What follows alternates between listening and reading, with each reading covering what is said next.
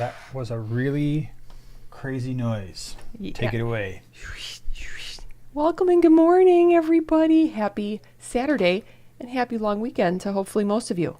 Yeah, you know what I just realized? Hold on a second. I'm going to do something really weird. Oh, It's my arm.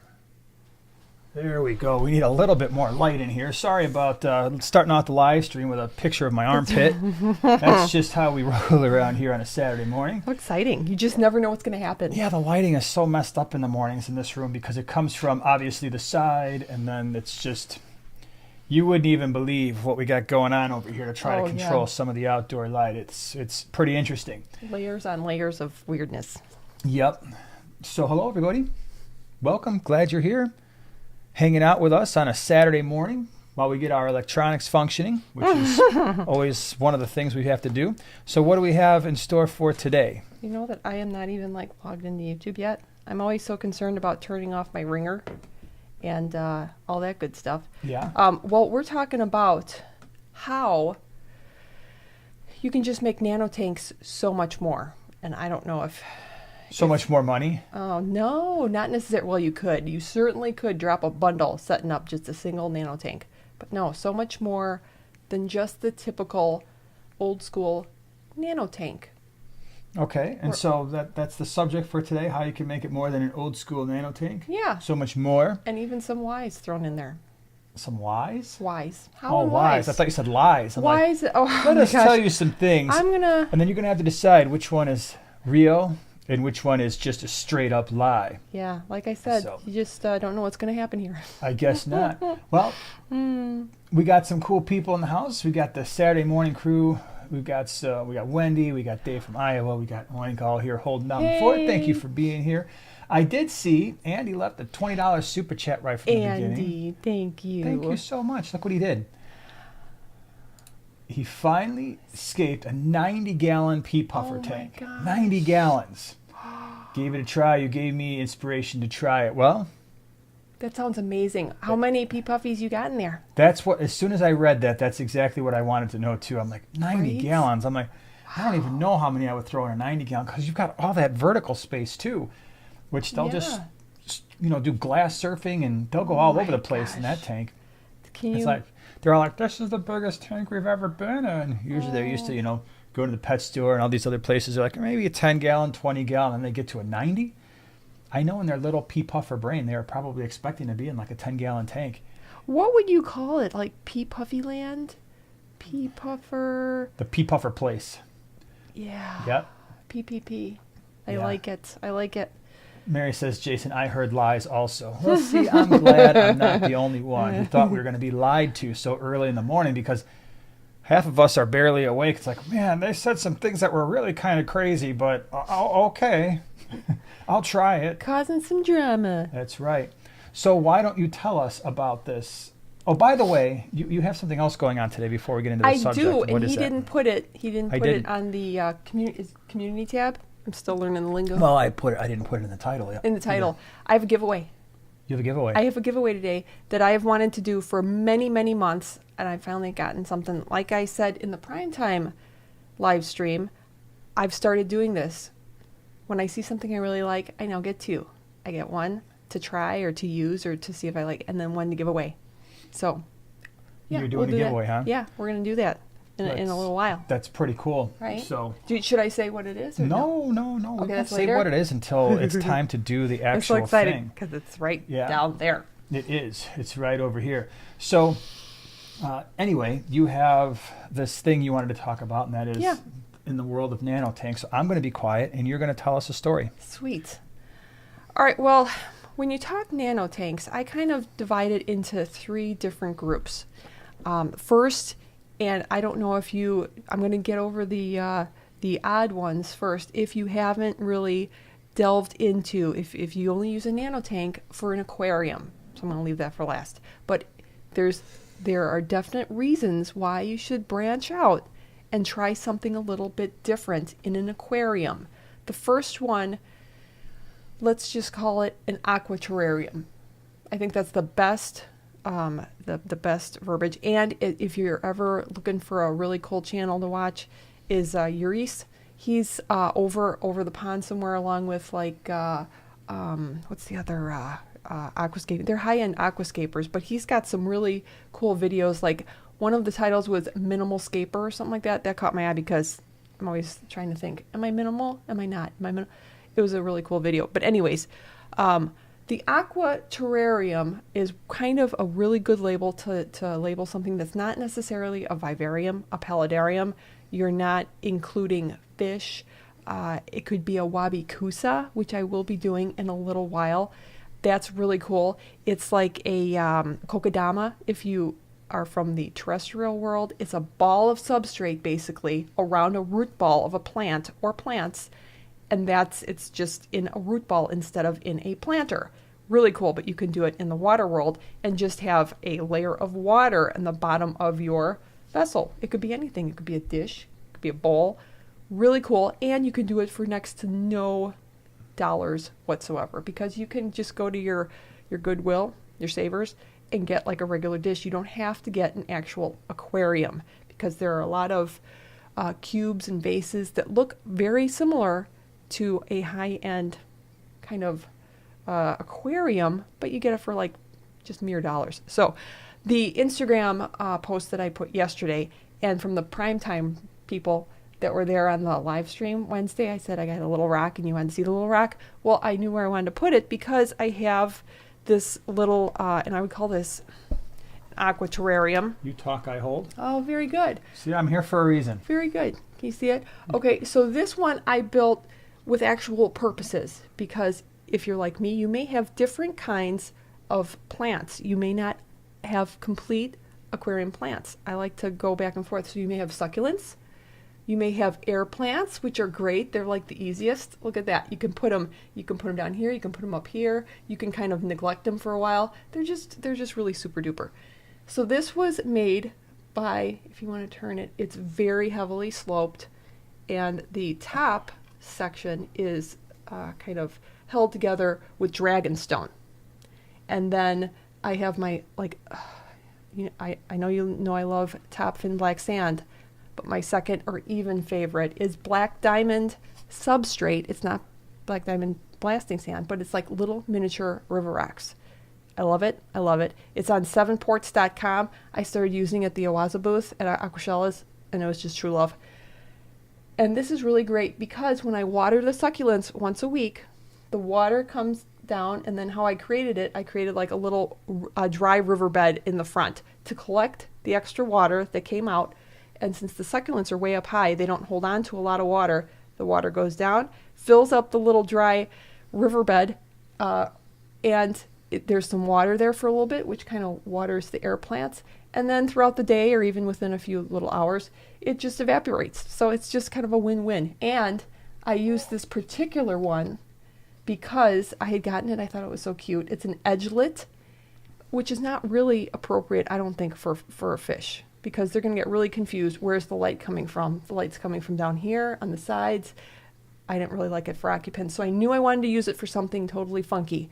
But yeah, something like this, you can totally, you can even have more water in there. Oh, geez. Yeah, that was heavy. It's a little heavy, and I really don't want to drop it. That would be messy. Yes, it would be very messy. You'd have a lot to clean up after the live stream. Mm-hmm.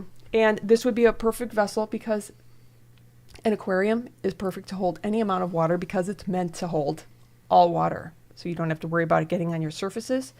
It's just really super. And they come in so many little tiny ones that some people think are good for fish or bettas.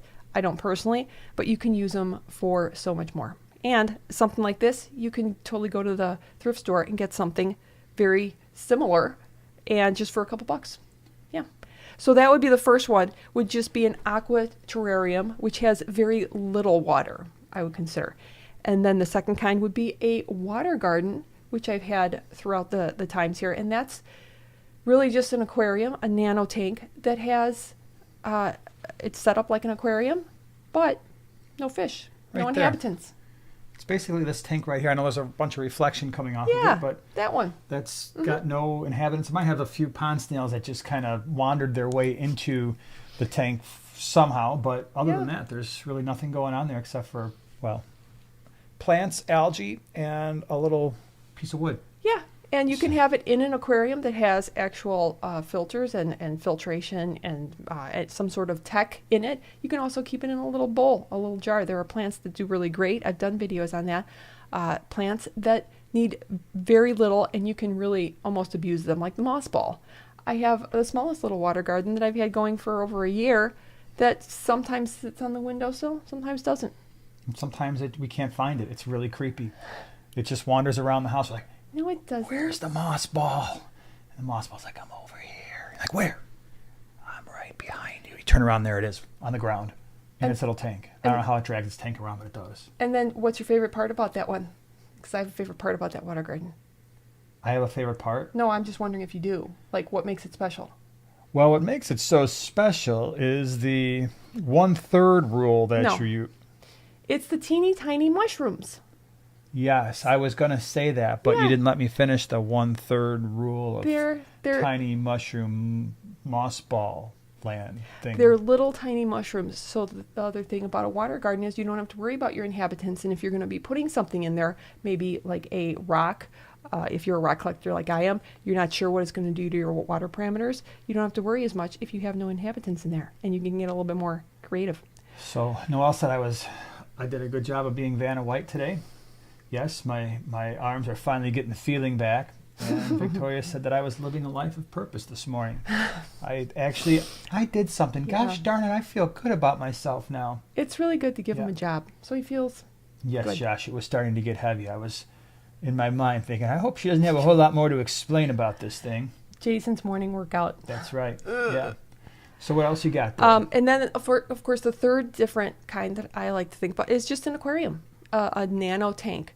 But I don't think one also really needs to think about it as just I think when nano tanks started coming out for the majority of us, it was just a way to get a smaller aquarium, and you could kind of scape it real quick and get out. It was just very basic, which it certainly can be. It can be very easy to set up, but don't forget that you can do anything in that little nano aquarium, of course, granted with whatever you have in there to take that into account, that they have all their little needs met.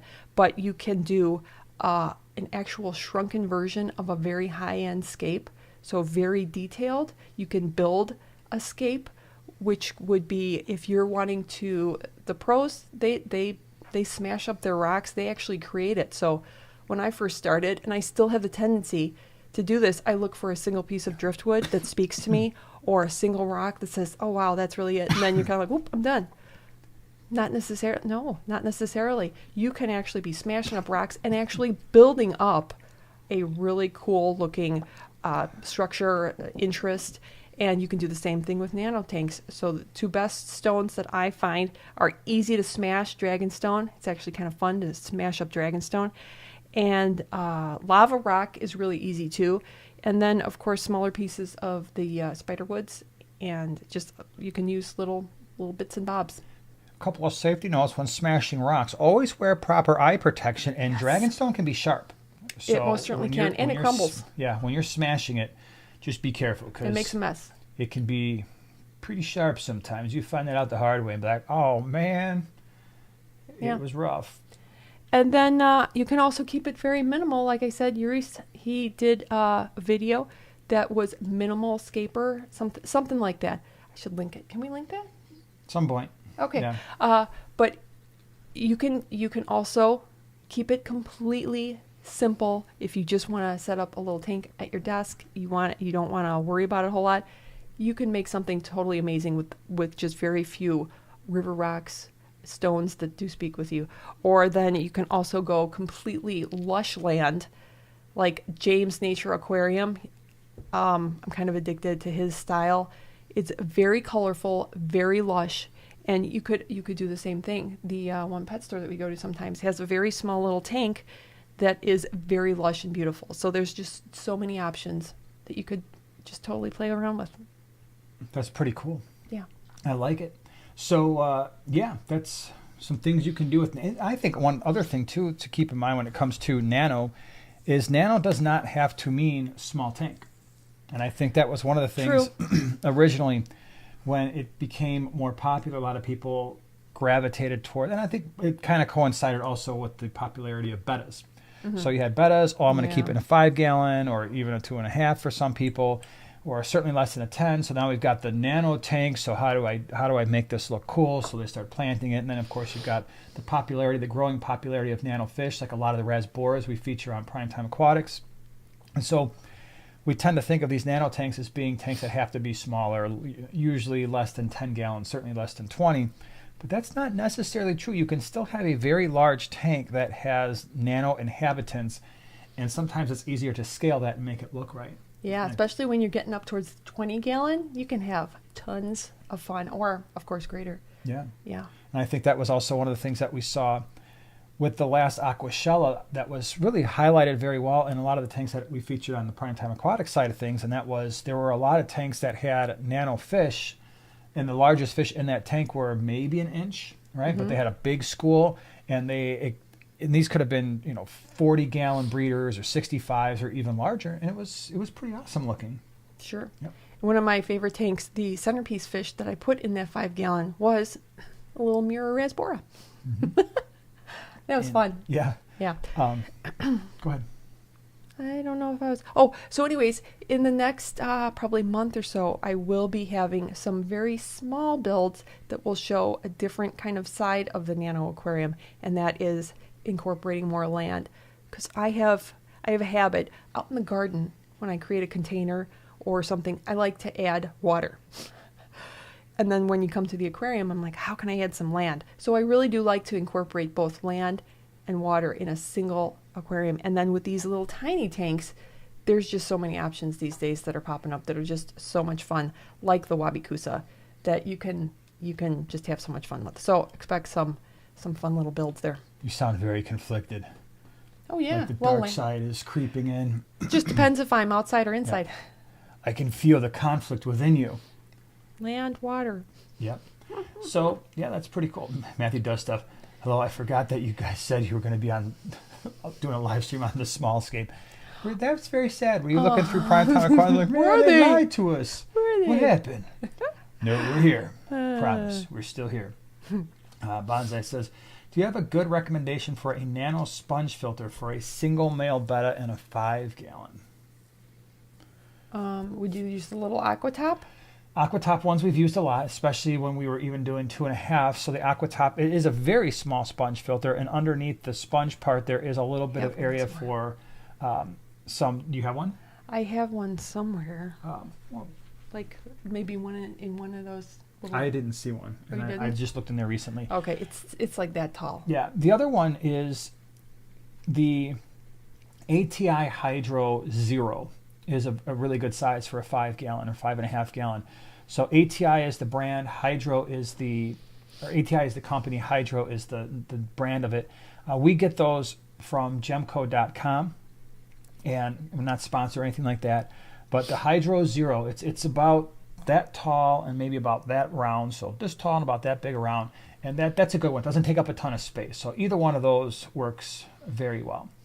If you want something that is going to, like at some point you're thinking, wow, you know what, I might do more with this tank than just a betta, and you might have a little bit more mess, if you will, then the Hydro Zero is probably a better way to go because it's got a lot more sponge for trapping stuff. Really? And I don't recall, is that one circular? Yeah. It is, okay. It is circular. All right. Here's a good one. Hold on. J Scrap Happy? JS Scrap? I don't know. Is it possible to grow a small water lily in a 40-gallon breeder with my goldfish? Well, I don't remember a small water lily. Maybe. Like, I don't know size-wise. Like, how big do those things get? Would it cover the whole top of the tank? 40 breeders only, I say only, but it's 18.5 inches wide. So I don't remember how big a small water lily, or how big a water lily eventually gets. Yeah. It seems like it would cover a lot of the surface area. In terms of it being eaten by the goldfish, I don't think that's an issue. I just wonder if it would cover too much of the top of the tank. It may, because the one that we have out in the pond, it hasn't been very long and it's already taken up. Yeah, like 12 or 13 inches, right? So yeah, that might be a little much, because once it grows and covers the top of the tank, then you're going to have a couple issues. You're going to have water circulation issues potentially, And then that breeds, although with the goldfish, maybe not as much algae because they'd probably eat the green hair algae, which would be a result of having reduced water flow. Real Madrid fan, good evening from Kurdistan. Good What's evening. up? What's up? Glad you're here. Yeah, I almost always write escape instead of scape while commenting. Escape. Well, what the funny thing is, when I first started this channel, whenever I would have to look up my channel to like look up stuff, the first thing that would always come up was The Great Escape, and it was like, I don't know, a video or channel or something with a little car. Yeah, it's pretty funny. Nice. Truth Will Out, thank you so much for the super chat. Kingdom of the All-Powerful Pea Puffers. That's a good name. Wow. I think, Rink, you're going to have to consider that one. No, I want one. You want a name for what? No, I mean I want that tank so I can name that in big letters, like neon. You know. Oh. Kingdom of the All-Powerful Pea Puffers. I could just see one of them with like a little crown, like off to the side, like, "What's up, everybody? These are all my little followers and minions," and there'd be a queen over there somewhere, and then they would all get together and march like.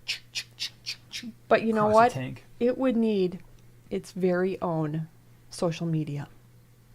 The Kingdom of the All-Powerful Pea Puffers. That's actually the Kingdom of the All-Powerful Pea Puffers. That's hard to say sometimes if you try to say that really fast. That would make great merch, shirts, hats. There you go. It's all been done. There you go. We've started up, man. You're going to have the shirt and everything else. I don't know. If she gave it to Rink, then it's kind of technically Rink's. I suppose it is. We'll know where it started. Just a fellow fish keeper says, "What should I do if I have 1.0 ammonia in my tap water?" Well, get out of the hobby. No, I'm just kidding. So there's a bunch of things you can do with that. Depending on how many tanks you have and the size of your tanks, it's actually the smaller your tanks and the less volume you're dealing with, the easier it is to deal with that, because you could, in theory, always do what we used to do in the old days, and that is you get your tap water ready, put it in some type of a tote or some type of a 5-gallon bucket with an air stone, drop in some like the Fritz Complete, which neutralizes ammonia, nitrite, and this stuff just goes away. So that's one way to do it. Another way that gets slightly more cumbersome is if you've got a ton of plants in your tank, then usually the ammonia will eventually be converted. If you've got a well-cycled tank, then a lot of times that ammonia will be converted as well. The most expensive way, but also I guess the best way to get rid of the ammonia would be an RODI system. That way it's going to pull the ammonia out, but then you've got to remineralize. So it really depends on the amount of work you want to do, the amount of cost that the amount of money you want to spend. But the RODI unit is going to be by far the best way to do that. And it is frustrating when you've got ammonia in the tank. The other thing to consider is I did a video on why your ammonia test kits will lie to you, and I would watch that video on Primetime Aquatics because it goes into the difference between total ammonia nitrogen and unionized ammonia UIA, and it's the last one, the UIA, that is the type of ammonia that will actually hurt fish. Now there's a few different components that go into that calculation. One of them is water temperature, one of them is the pH of the water, even salinity can play a role in that. But look up that video and then you can. There's a link in there, and even if there's not, I don't know if that link is still valid because somebody sent me a message that said, that the calculator is not functioning properly, but they're all over the internet. But I would check that too, just to make sure that your ammonia that's in your tap water is actually dangerous. And then one last thing is just make sure your test kit is accurate. So probably the best way to do that is if you've got a well-cycled tank and it's showing 0 ammonia, but your tap water is showing 1.0, then probably your test kit's fine. What do you have over there? The Harry Woodsman is here. What's up? Doing water changes across the room. Nice. Yeah. It's a fun way to spend a Saturday morning. Yeah, for sure.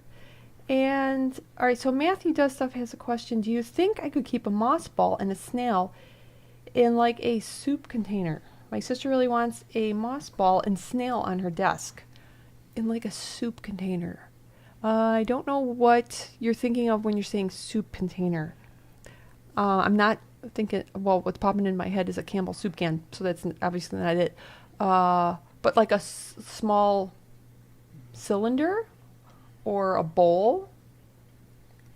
So, I mean, what kind of snail also? Yeah, I mean, I would think I'd want at least a half a gallon. Mm-hmm. I think would be a good measurement. And then even with a half gallon, I'm thinking like a pond snail or a ram's horn, not a mystery snail, because they get too big.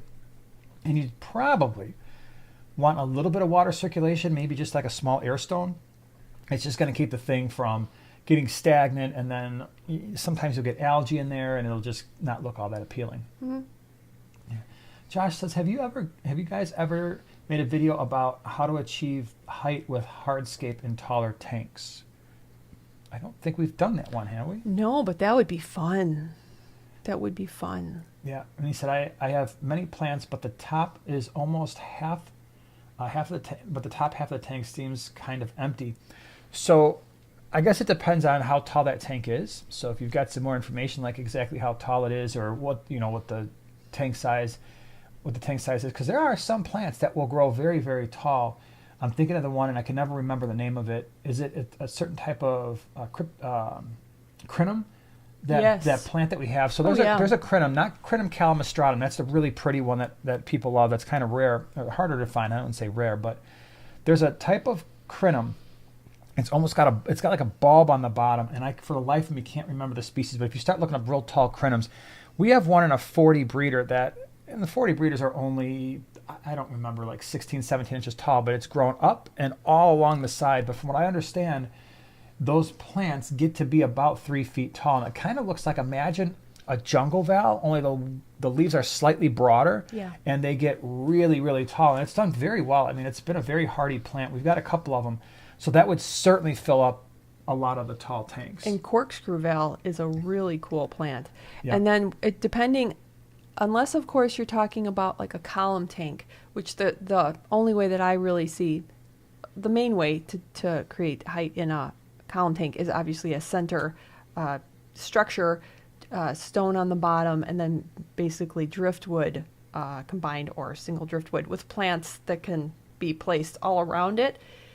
But if you're talking something either like a square or rectangular, like a horizontal sort of shape, then you can slope to the back with sand. You can even fill up media bags or pantyhose or something with a substrate to hold, kind of put in the back.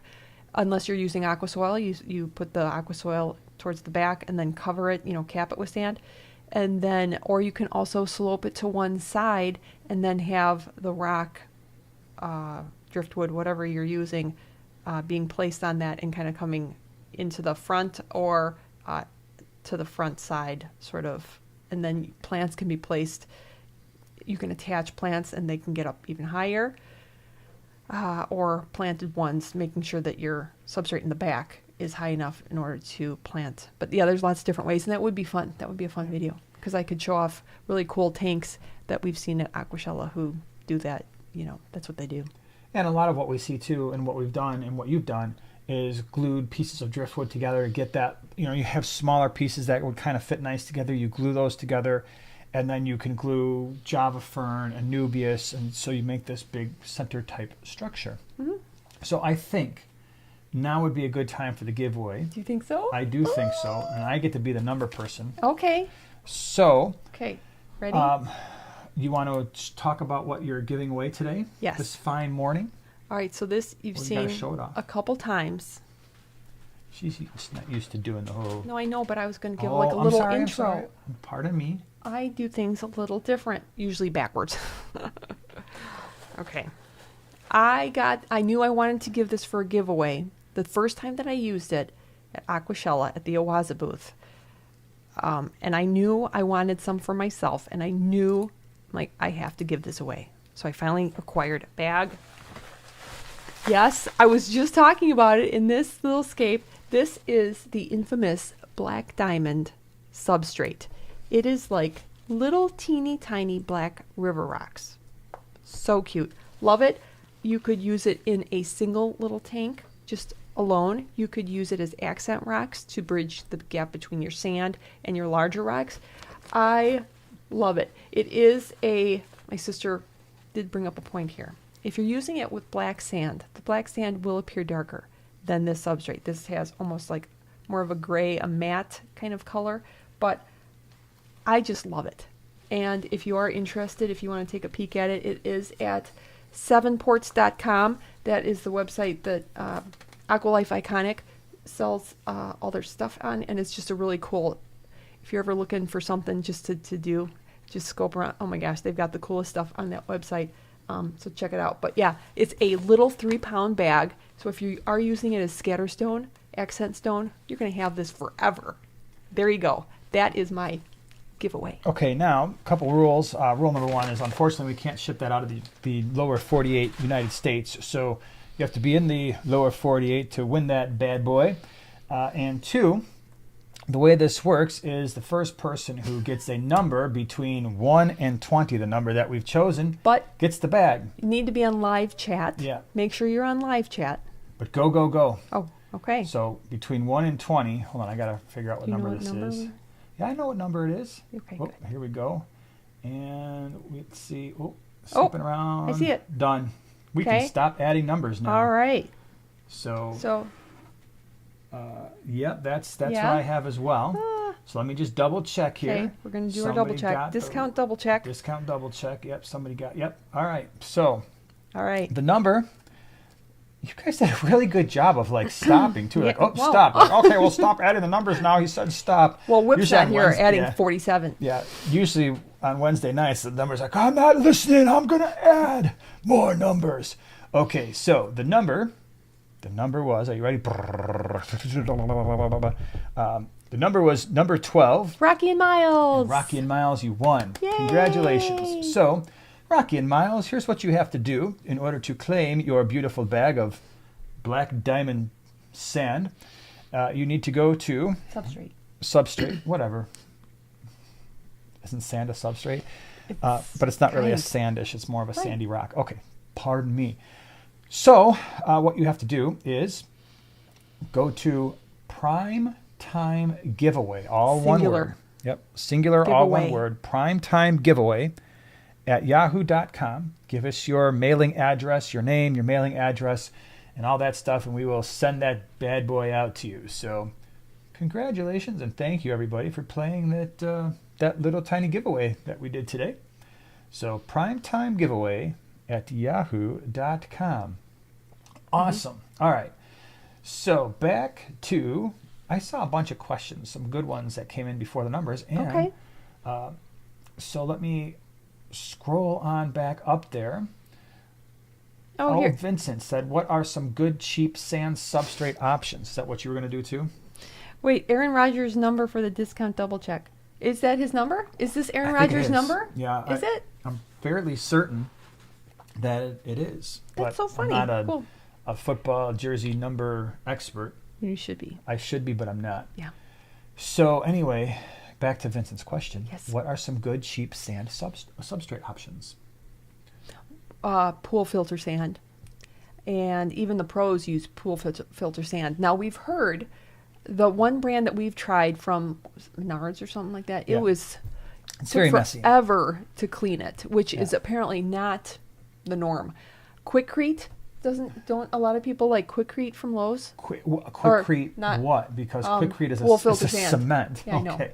I Well, thought it Quikrete- was quick something. Okay, I don't know the brand names, but you don't use Put Quikrete cement, because add that's some cement. water and you'll be good. Yeah, be like, this didn't work, and the whole bottom of my tank is now cement. Thanks a lot. But yeah, the pool filter sand can be okay. You just have to be very careful about which brand you buy because some of them are extremely messy, and you will be cleaning that sand for days on, well, not days on end, but you'll be cleaning it for a while. Mm-hmm. Others are better. I remember the first time you told me the Oaza booth was using pool filter sand and escapes. I'm like, what are you going to do with that? It's going to be an absolute mess. And it's Yeah. like, no, it's not. So the brand that they use is actually quite clean. Oh, yeah.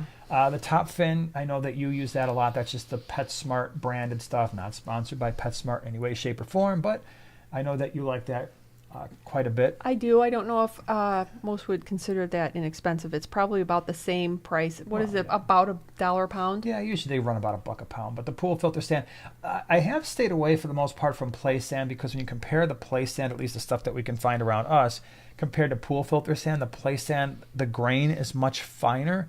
And so it's a little bit easier to suck that stuff up, at least, again, the stuff that we've used around this location, around our house. It's too easy to suck up via a gravel vac. So that's why I stay away from that. And the pool filter sand, Well, the pool filter sand has the same problem, but it's not as severe. And then the reason why we use some of the other store-bought sands is some of them, like the top fin sands and like some of the Carib Seas, you can stick a gravel bag in that stuff, and part of it depends on how far away how high your tank is relative to your exit point of your hose. But at least for us, it doesn't suck up any of the sand, which is cool. Andy says, Great Escape pool filter sand was clean. Didn't have to wash it. Good. Sweet. All right. And Lumpy Dog says, Quickcrete pea gravel is the best. Quickcrete Pea gravel. Yeah. pea gravel. So Quickcrete apparently sells more than just Cement. cement. Who knew? Huh. And that's good. And then, yeah, the pea gravel stuff, usually when we buy that, and we've bought pea gravel, I don't remember what brand it was, but that stuff you want to rinse because sometimes it can leave water a little bit cloudy if you don't do that. Tracy says, have you ever had micro pellets stop sinking? Water flow hasn't changed. The food is still fresh. Any recommendations for something better? I want my Nano babies to get their food. I actually like it when my micro pellets don't sink, when they stay floating a little bit longer. But if you really want them to sink, and they're not anymore, and even if they get waterlogged, they're still floating around, we use a lot of obviously we bring in a lot of North Fin, so we use that, and that does sink. The micro pellets do sink pretty fast. So does the Bug Pro from North Fin. It stays floating for a little while, and then it will eventually sink after about 30 seconds to a minute. So I like that one. That's kind of a happy medium for us because some of it will float a little while, but then it starts to fall to the bottom. So both of those do a pretty good job. Vic says, I have low pH as well as low KH. I tend to do 50% water changes weekly due to my lack of pH buffer. Do you recommend large water changes? Thanks from Scotland. Ooh, Thanks Scotland. for being here. So that's a great question. Low pH, low KH. And you're right. So the KH, the carbonate hardness, is what helps stabilize the pH. And so you're doing, tend to do 50% water changes weekly due to my lack of pH buffer. So you're concerned, and you're definitely thinking, okay, if enough fish waste builds, my pH is going to start going even lower, and you don't want that, right? Because once you start getting into the 5s and the 4s, even those fish that are like, hey, I'm keeping cardinal tetras and things like that, sometimes they start to struggle as the pH goes down. So you could consider adding a little bit of KH back into your aquarium. You could look at things that will help buffer it a little bit more, but not raise the pH drastically to the point where now you're 7, 7.5, 8, and you're like, oh, well, all the fish that were happy are now unhappy. So you've got aragonite, you've got the around here we've got Carib Sea African cichlid mix. So some of these substrates that are designed to buffer aquarium water a little bit higher in the pH range. They do that by adding a little bit of KH. I'm not saying change your substrate out. What I'm saying is you could take a small filter bag and you could add that to your if you've got a hang-on back filter or a canister filter, a small filter bag, and maybe buffer that a little bit higher. The water changes are fine.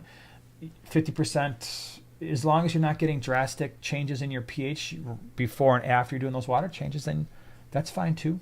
As long as you're keeping it stable. That's the big thing, right? Keep it stable. Keep it stable.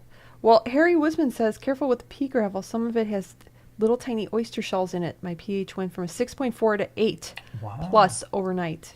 That's good to know. That's interesting. Yeah, with us having the higher pH, we don't typically see those swings because we're already up there. Right. And yeah, but that's something to consider. Definitely. Mm-hmm. That ties into what we were just saying. And a lot of use pea puffer gravel. Or pea gravel, not pea puffer gravel. Right there. Okay. Yeah.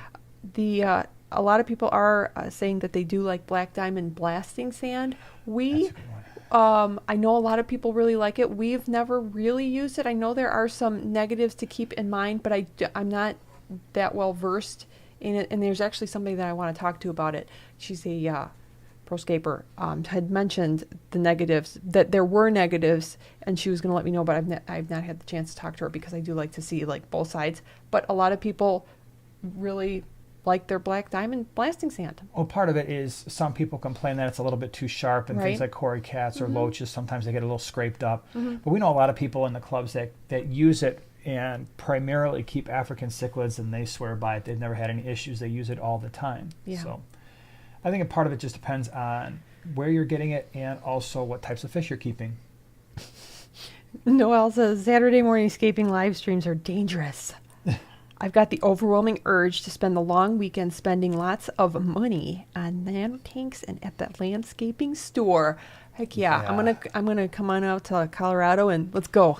Well, and keep in mind too, for those of you who like this sort of thing, now's the time to, if you are thinking about projects, and this is probably a video you should do on a Saturday, like a quick tip, because not everybody's going to be watching this. True. Now Secret is the between us. time, you're hearing it here first, to go to those landscaping places if you live in a climate where winter is approaching, because those places shut down in like October, November. Some of them do, yeah. Most of them do. And you're done at that point. So if you think you're going to have any projects over the wintertime and you're going to need rocks, you're going to need substrate, that now is a good time to go there and be like, okay, let me go ahead and get some rocks, a few thousand pounds of rocks or 6 million pounds of some type of pea gravel or substrate, because once a lot of these places either switch over, like the Menards and the Lowe's and Home Depots, all of a sudden like, hey, do you have any of that pool filter sand? And Menards is like, yeah, I think we got like 2 bags way up there in the 15th level in the back of the store. Let me go get a forklift driver. And 6 hours later, you're like, okay. Yeah, that's what they do. And around here, the hardscaping, landscaping places, they close down because the stuff's covered in snow. So there you have it. Something. So Noelle said that? Yeah. I think you're right on, because let's face it, Colorado, you guys are going to get a little bit of snow too, from what I can remember. By the way, I have to just tell this real quick story. Anybody ever gone through a night where your dreams were so incredibly stressful that you wake up and you're like, I'm glad I'm awake? I had a dream last night, and it lasted like half the night, where in my dream, I was climbing Mount Everest, but it wasn't Mount Everest, because also in my dream, it was the tallest mountain in the world. Oh. But we didn't have any ropes or anything in my dream. We were just like climbing, almost like rock climbing. And I get to the top of this thing, and it's really skinny. Like the summit is very skinny. And it was like it looked like Lord of the Rings type of rock, like all grayish, and I'm clinging to this thing, and I'm trying to take a selfie thing, and if I drop my phone, I don't know how many tens of thousands of feet it's going to go down. And then I was like, in my dream, I'm thinking I can't breathe, but I was breathing perfectly fine in my dream, but I knew I was way up there, and I'm trying to take a selfie. But getting down, all of a sudden I felt really tired in my dream, and getting down was extremely difficult. I'm like, I'm not going to be able to get down this mountain, and I'm going to be stuck up here. But I did.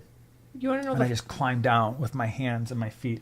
It was very scary. The funniest thing that I find about that dream, well, there's 2.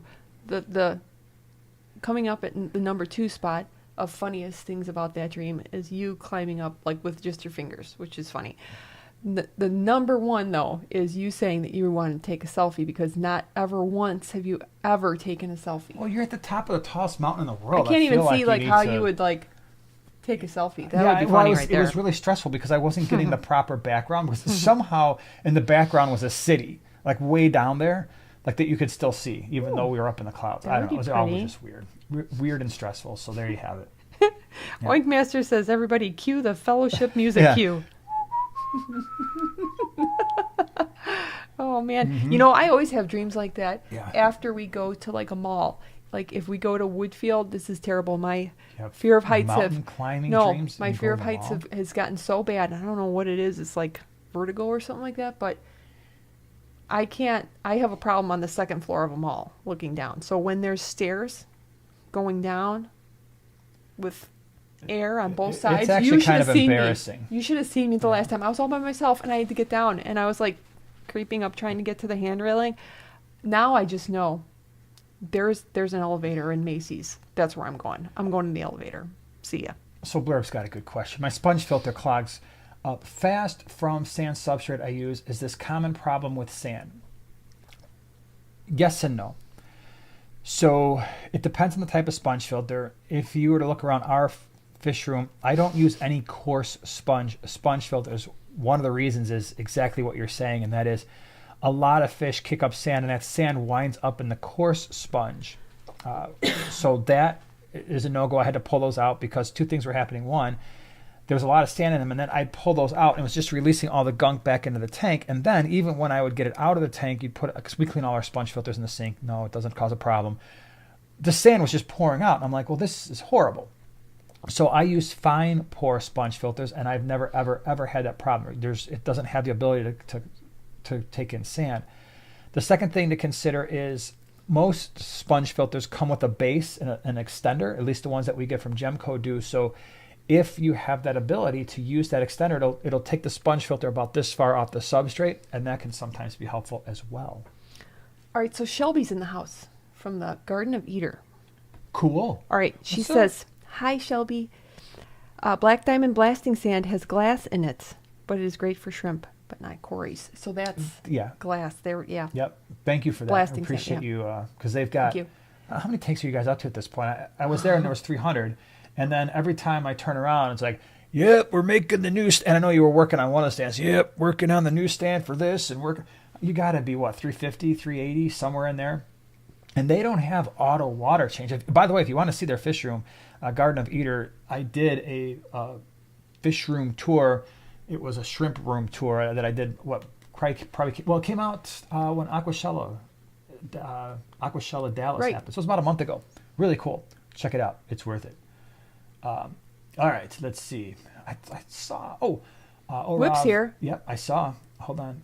Seriously, Whip? Does a good small hang-on back filter exist yet for a 5-gallon tank? I think so. I like there's an Aqua top one, and so some of these brands, the actual filter itself actually is sold under different brands, but the specific one, it's the Aqua top Forza 5 to 15. What I like about that one is it has an adjustable flow. So if it's going a little bit too strong for your 5-gallon, you can adjust that down. We've generally, I don't know if I'd put them on a 15-gallon, but anywhere from 5 to 10 gallons for sure, they work fairly well. So Aqua Forza, and I did a review on them. So Aqua Forza 5 to 15, pretty good. What's up, Whip?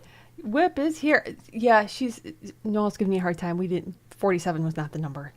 No, 47 wasn't. She said we got, too bad it was 12. number 47. Yeah. Now we can never pick funny? 47. I know, because you just win. Like, this is fixed. This isn't even real, man. Jay Oliver's here, too. We got all these people, like, waking up. Look at at Fish that. Family, I hope everyone is doing well and staying healthy.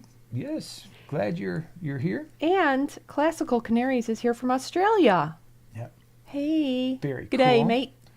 The Harry Woodsman says, so Black Diamond's blasting sand is actually coal slag, kind of like obsidian. It's also got an oily residue that is hard to rinse off. Oh, I've heard it's coal slag. Yeah. Carissa says, I have the Forza filter on my 5-gallon for a betta tank. I think it works great. That's cool. Mm-hmm. Yeah, we've used quite a few of them and don't mind them at all. Shelby says 303 building a big stand. It will be around 390 in 2 weeks, hopefully. Like, yes, this is great. To me, it'd be like, oh man, there's another 90 tanks I've got to deal with. Oh my gosh! And it's not even that. I mean, crazy. You've got all those giant totes in their back, which I didn't even show on that fish room tour because I just ran out of time. But there is a whole another big section of totes and things, and they got a real deal situation going on. You guys have a situation there. Yeah, there's definitely a situation. Let's see. Hold on, I saw another one. By the way, if you have a question, you want us to see it, if you put at the small scape in front of it, it highlights that part of it in orange, and then we know, okay, there's a question there. What would you say would be a good hang-on back for a 5-gallon? Is there a little? Oh, you already answered that. That's the one you're talking. Never mind. All right, it's now replaying in my head. It's replaying, and now I got it. Now you know on Wednesdays I start that sentence when you answer, but then I shut it down right away. But this is a short question. Here's the funny thing. Not only did I answer that question, but then I answered a follow-up to that question. And I might have even answered a follow-up to a follow-up. It's okay, though. I forgive you. Thank you. Thank you so much. We all forgive you because she just gave me the look. I did. Like, you got the look. Yo, man. I heard it. Let's see here. Another says, has anyone heard of Molly's bullying a dwarf gourami? For sure. They could do that. It's not super common. Usually I would put my money on the dwarf gourami, and it could switch. We've had situations where one fish is bullying another, and all of a sudden the one fish that's being bullied realizes, wait a minute, I don't need to take this from you. But yeah, Mollies can be very assertive. So especially some of the males, especially if you have like sailfin mollies that get pretty large. I don't, mollies are one of those fish where they're kind of community fish, but I consider them to be on the more assertive side of the whole community aquarium thing. I would have said that combination is usually pretty good. So you've got some type of a gourami, you've got mollies. It often works, but sometimes it doesn't. Yeah, so it's not unusual. Tracy says, I got a baby female betta. My koi swam across the Rainbow Bridge unexpectedly. Does that mean it passed away? Swam across the Rainbow Bridge unexpectedly? I don't know. But I have, this is a fun fact, if you ever get, and I have gotten baby bettas. Petco has baby bettas. They're by the little cups, but they're labeled, and they even have a little sign, babies, like get your baby. And they have baby girls, baby boys, right? Well, sometimes they're not babies. They're actually runts. It could happen. But the 2 times that I have gotten babies, they have in fact been babies, because one of them is baby Peanut. And Peanut's growing up. Yeah, he's gotten a lot bigger lately. She, he, whatever. She. It. Well, Bob, you're thinking Bob was a he. So it's very hard. Do you ever have that when you have a betta and you've had it for a long time and it's a he or she, and then you get a different one, and then you have to you can't switch it up. Switch. Yeah. But yeah, Peanut, she's such a good girl. She's so sweet. So sweet. Mm-hmm. So the Birdman says 20-gallon tank, fully scaped. Any recommendations on numbers for honey gouramis, green neons, and a bottom-dwelling fish species? Honey gouramis, you could do a half a dozen. I think that'd be cool. Green neons, at least 8 to 12, for sure. Any bottom-dwelling fish, you're kind of open a little bit. I like Habrosus cories because they stay a little bit smaller than the standards. Pygmy cory cats, coolie loaches, all these that I'm saying. So the pygmies, the Habrosus, the coolie loaches, at least a half a dozen. You could do, if you want to not do that and maybe just have like a single bristlenose plico. That's a new way to say it. There's plicos, there's plecos, now there's plicos. So you could do a single bristlenose plico or a clown pleco, or maybe even a couple of those if you wanted to do that. So that's a cool tank. I like it.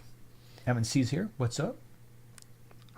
From a Real Madrid fan, what's the biggest challenge about managing 2 YouTube channels? Other creators say getting new ideas is hard. For one channel, you have 2. Imagine it's not easy. Well, this brings up a really good point. My second channel is No Mas. I have Her second that. channel. That my was second. 3. And we were up to 3 at that point. I was up to 3. Container Joy. This was last month or so, I decided to, because it's not the time coming up with new ideas. It's the time to actually do the video. And just for me, it was too hard to mentally split. Am I doing this under this one or this name or this, when it's really all the same? It's all plants. So I'm just going right back into Smallscape, because when I first started Smallscape, it was more on the terrestrial side, but I flip-flop between terrestrial and aquatic. And that's why things like the Aqua terrarium is just like so perfect, and hopefully other people like it. But so coming up with ideas sometimes can be, it's like a writer's block sometimes, right? It's a very real thing, and it will sit down sometimes and try to come up with 20, 30, 40 ideas. We have to do that again because we did it for the summer, and now it's like, okay, well, what are we going to do from this point on through, let's say, the end of the year? And it is not always easy to do, especially with 2 channels. Luckily, the Smallscape is not Primetime Aquatics, and so the Smallscape is about aquascaping. It's creatively based, I would say. It's those simple tips. It's those weird sort of things that you find that can be helpful. Mm-hmm. Primetime Aquatics is more educational, I would say, where we do species profiles, we talk about water parameters where appropriate, we do product reviews. Yes, and then we venture off into the fish room, fish store type of tours and things like that. But we've tried to keep the Primetime Aquatic stuff more educational, and luckily there's so much you can do there. but it's a lot of work. This is a second full-time job for us, and we both already have full-time jobs, so it gets very busy. If you think about it, and I do think about this sometimes, that we are actually, in a lot of ways, we're very similar, but in a lot of ways, we're complete polar opposites. So even take the channels. Art, science, nano, large, tiny fish, large fish, facts, experience, feelings, just creativity, right? I just have a lot of feelings. I feel she doesn't even that I go like to this school. Do you go to this school? No. Oh, I know that one. I know that. Yeah. That's a good one. But yeah, and I think each has its purpose, and Yeah. Killer Kitty 08, thank you so much for the super chat. Thank you for introducing me to creepy. Oh. I almost read Creepy Jenny. I'm like, you know what? I think I you don't did know the her. last time. Creeping when Jenny. There was a comment. Love it around my small pond this year. Yeah. Is it annual or perennial? That's a good question. There are a lot of plants that will say, like Dusty Miller, it's an annual. No, it's not. I beg to differ. It can make a Chicago winter. And the fun fact about Creeping Jenny is we didn't do anything with the pond. We took out the fish last year. I didn't even empty out all the water. I didn't cover it. I know, really terrible. Assumed it would crack or do something. No, it was totally fine. And in the bottom of it, I found a number of Creeping Jennies just hanging out, just chilling. They're like, hey, we're still here. So yeah, it's a great plant. Killer Kitty 08 and Victoria both got the Mean Girls reference. Thank you for the super chat, Victoria. Yeah. Yep. I don't know why. I shouldn't be able to quote that movie, but it is an incredibly quotable movie. It's very funny. Yeah. It's just, you have to do it. All right, we'll do one or two more, and then we'll let everybody get to their rest of their Saturday Long with all the weekend. busyness going on. Yeah, long weekend. Woo! Yeah. Wait, it is a long. I keep forgetting. Yes, that, so do I. Monday I is remember and Labor then I Day, forget. Right? Yeah. That's pretty cool. Bob is here. 1 2.5 gallon tank with salvinia has white stuff on the top of the leaves. Looks like tiny white hairy spider mites, algae or fungus. 4 large tanks with salvinia, same lights, no issue. What is that? White stuff on the top of the leaves. Any ideas? I mean, it could be some kind of a fungusy bacterial thing. Does it scrape off? What leaves is it on? Salvinia. Looks tiny, all white, hairy spider mites. I was gonna say, if it's white and fuzzy on the top of a leaf, yeah, that's I believe spider mites. No, wait.